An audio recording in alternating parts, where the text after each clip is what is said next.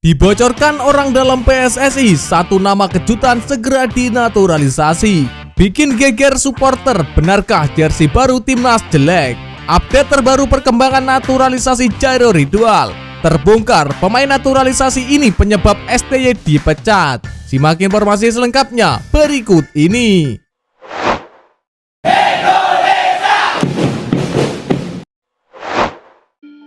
Dibocorkan orang dalam PSSI, satu nama kejutan segera dinaturalisasi.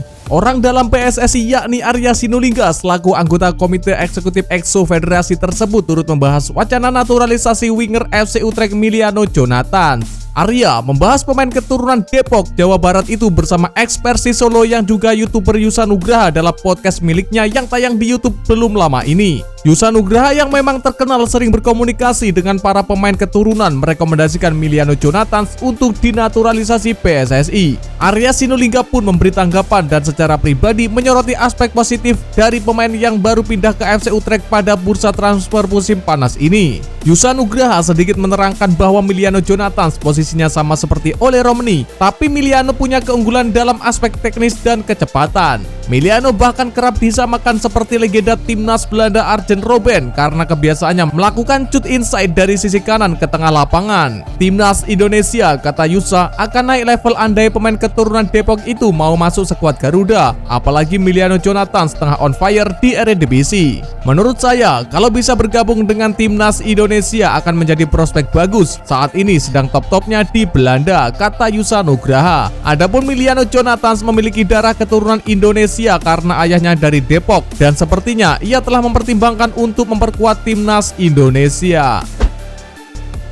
Bikin geger supporter, benarkah jersey baru timnas jelek? Netizen tanah air memberikan penilaian terhadap jersey terbaru timnas Indonesia yang baru saja dirilis oleh aparel lokal yakni Erspo. Erspo merilis jersey anyar timnas Indonesia untuk tahun 2025 ini pada Kamis 23 Januari 2025 dengan nuansa warna merah putih kans bendera Indonesia. Warna merah tampak dominan di bajunya dengan garis putih yang melingkar di atas dada dari lengan kanan ke kiri. Kemudian warna putih terlihat dominan di bagian celana sehingga kombinasi warna tersebut menciptakan warna bendera Indonesia. Menurut pendiri Erspo, Muhammad Sadat, jersey baru skuad Garuda ini membuat keindahan alam Indonesia dan juga disisipi elemen perjuangan, kesatuan, ketangguhan, dan kekuatan. Jersey baru ini pun mulai banyak pujian dari netizen. Meski begitu, beberapa netizen juga ada yang menilai jersey terbaru timnas Indonesia ini terlihat jelek. Hanya saja penilaian netizen itu hanyalah candaan saja. Pasalnya, netizen menyebut jersey terbaru timnas Indonesia ini lebih baik dari jersey baru timnas Malaysia. Sekedar informasi, sebelum jersey anyar timnas Indonesia rilis, timnas Malaysia terlebih dahulu merilis jersey barunya di hari yang sama. Jersey terbaru Harimau Malaya ini kolaborasi dengan aparel ternama yakni Puma dengan warna kuning sebagai warna utama. Namun tampilan jersey terbaru timnas Malaysia ini menuai kekecewaan dari masyarakat negeri jiran yang terlihat di kolom komentar unggahan akun @fanmalaysia. Terlepas dari jersey timnas Malaysia tersebut, jersey baru timnas Indonesia ini kabarnya akan mulai dijual pada tanggal 14 Februari 2025 mendatang. Sementara itu, jersey anyar ini kabarnya akan debut saat timnas Indonesia melakoni putaran ketiga kualifikasi Piala Dunia 2026 pada Maret mendatang. Di bulan Maret mendatang, tim Merah Putih akan bertandang ke Sydney untuk menghadapi Australia dan dilanjutkan menuju Bahrain di Stadion Utama Gelora Bung Karno SUGBK Senayan. Update terbaru perkembangan naturalisasi Jairo Ridwal. Jairo Ridwal, gelandang bertahan asal Royal Antwerp ini menjadi incaran timnas Indonesia. Kehadiran ini akan memperkuat kedalaman sektor tengah yang saat ini dihuni Ivar Jenner dan Tom Hayi. Anggota EXO PSSI Arya Sinulinga mengungkapkan bahwa PSSI tengah mengumpulkan dokumen Jairo Ridwal dengan cepat, mengingat waktu yang terbatas menjelang laga melawan Australia dan Bahrain pada bulan Maret. Dokumen menjadi kendala utama karena prosesnya memakan waktu. Menurut Arya Sinulinga, pemerintah sudah siap mendukung pemain keturunan untuk memperkuat timnas Indonesia. Proses kelengkapan administrasi membutuhkan persetujuan pengadilan sebagai bukti pemain memiliki darah Indonesia. Karena mereka kan tidak mau menarik dokumen, ini yang berat. Dokumen tersebut harus dibawa ke pengadilan juga, kata Arya Sinulinga.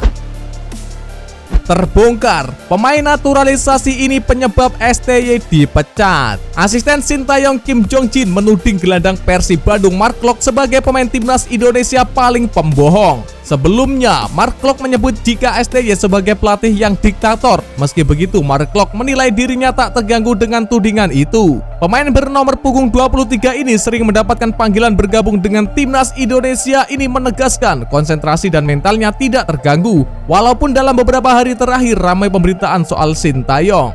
Saya fokus untuk pertandingan besok dan fokus untuk semua pertandingan Persib, jelas Mark Klok. Mark Klok sebelumnya sudah memberikan klasifikasi terkait pemberitaan yang beredar soal komentarnya untuk ex-pelatih timnas Indonesia tersebut. Dalam pemberitaan yang beredar membuatnya jika Mark Klok menyebut Sintayong adalah diktator, sosok pelatih yang ogah berdiskusi dengan pemain. Mark Klok saat itu memberikan klasifikasi dan menjelaskan adanya kesalahpahaman yang muncul akibat terjemahan yang kurang tepat dari wawancaranya dalam bahasa Belanda. Mark juga menegaskan bahwa hubungan pribadinya dengan coach Sintayong tetap penuh rasa hormat dan tidak ada perasaan sakit hati.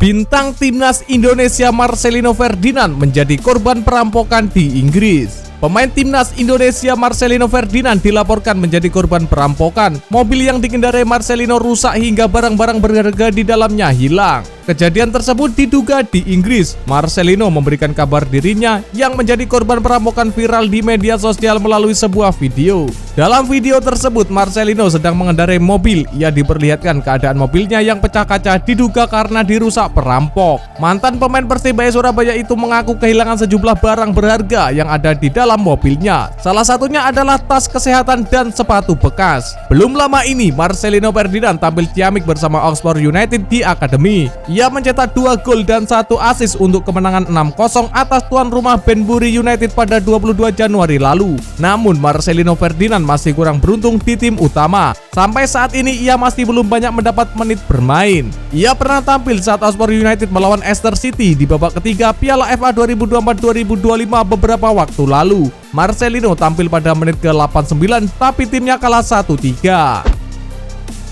Justin Hubner harumkan nama Indonesia di Inggris. Bek timnas Indonesia Justin Hubner makin stabil di klubnya Wolves U21 karena sudah menjadi andalan lagi. Justin Hubner sebelumnya memang jadi andalan di tim Wolves U21. Ia sempat menjadi kapten dan tampil secara reguler. Akan tetapi, ia pernah dipinjamkan ke klub Jepang Cerezo Osaka. Sayangnya, bek 21 tahun tersebut tak dapat banyak menit bermain. Hubner lantas memutuskan untuk mengakhiri kontraknya karena jarang dimainkan. Situasi itu membuat posisi utama Wolves U21 hilang saat ia kembali dari masa peminjaman. Pemain keturunan tersebut jarang dimainkan dan membuat pencinta timnas Indonesia khawatir. Namun, kini Hubner menunjukkan kualitas lagi. Justin Hubner perlahan sudah tampil sebagai starter Wolves U21. Terbaru ia main penuh ketika melawan Manchester City U21 pada Jumat 24 Januari 2025 malam. Dalam pertandingan itu, Wolves U21 sempat tertinggal lebih dahulu berkat gol Emile Lawrence. Namun, di babak kedua mereka bisa bangkit. Justin Hubner dan kawan-kawan mampu comeback dengan mencetak gol di babak kedua. Tawanda Cirewa membuat brace dan Dani Angel menyumbang 1 gol.